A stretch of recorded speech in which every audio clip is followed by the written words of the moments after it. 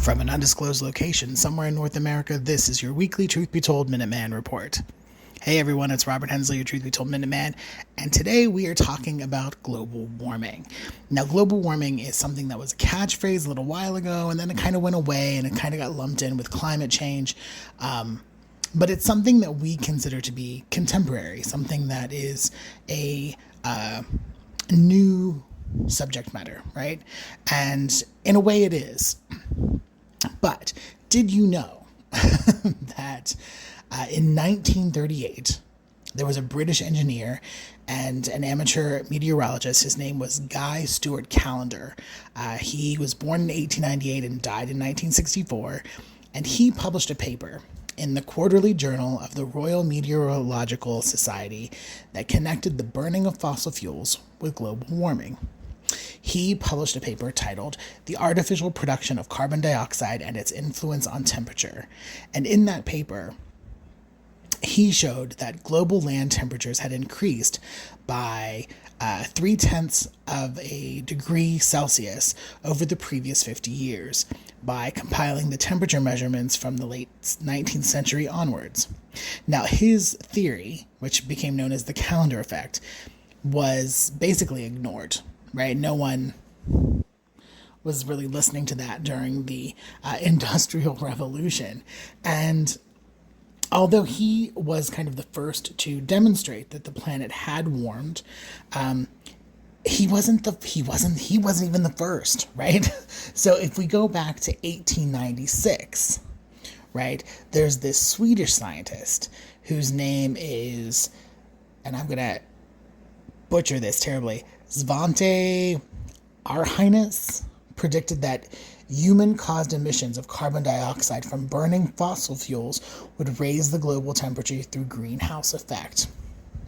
Right? Greenhouse effect. That's another kind of catchphrase from the 90s.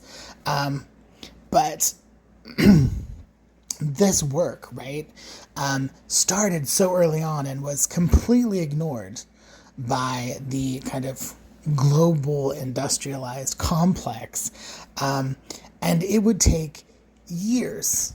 I mean, when we think about when global warming and the climate crisis really became a hot topic in the late 80s, early 90s, I mean, we're talking 60 years had passed from the time that Mr. Callendar published his research until the time that, the public kind of became aware of,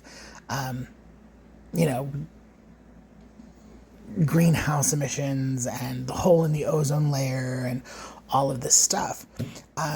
Now, Callendar's work was continued by guiding Charles David Keeling, and this is, something that kind of progressed, right? That work kind of continued until it became something that scientists and industrialists couldn't ignore. But this is absolutely something that kind of boggles the mind, right?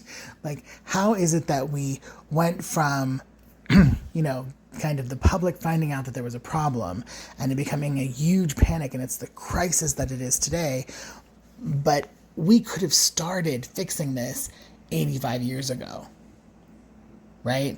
We've wasted so much time as a society when we could have affected change generations ago. But that kind of thinking isn't common, especially not in the United States. So it brings about now the question of what the work that we are doing now to save the environment, will we see these changes and these things kind of happen in our lifetime?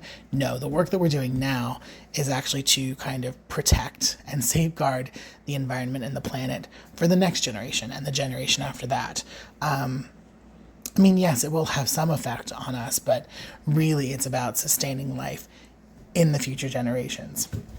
Now, I know that I mentioned a key word here that everybody was like, well, why? Why do we talk about the ozone layer? No one ever talks about that anymore.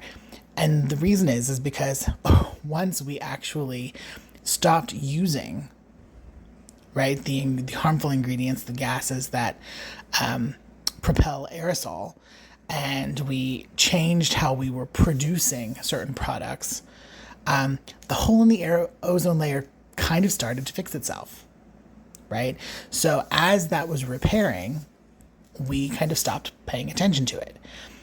The problem is that once you stop paying attention to it and people start kind of going back in that direction because they think they fixed it, that means that now the hole has not necessarily closed and there's still an issue because we didn't allow it to heal 100% and we didn't continue the same measures to make sure that it stayed healed.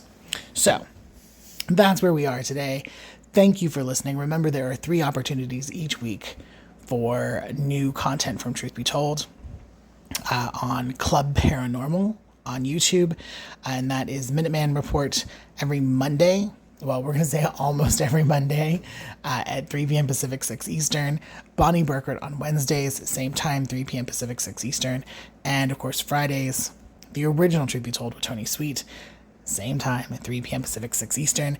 And if you have any questions, comments, concerns, story ideas, want us to look into something, please feel free to reach out.